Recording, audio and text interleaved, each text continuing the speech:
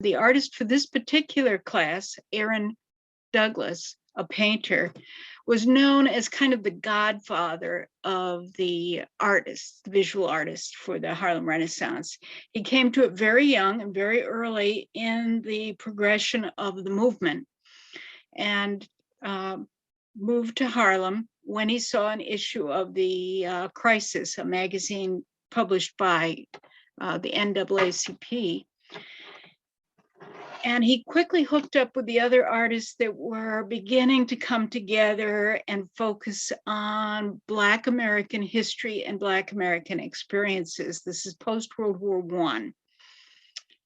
And Aaron had a style of his own that had evolved from his appreciation of the modernist movements of the early 20th century, the celebrations of things like futurism, which came out of pre-World War I and post-World War I Italy, and Art Deco movement that came out of France and England. And these combined came together for him in a style that was uniquely his own.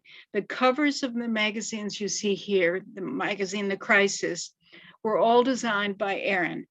And he did a number of others. In fact, they even hired him in 1927 to be their art director for the magazine. He was also the illustrator for a number of books that focused on the Harlem Renaissance and the discussions of philosophy and religion relating to the Black American experience.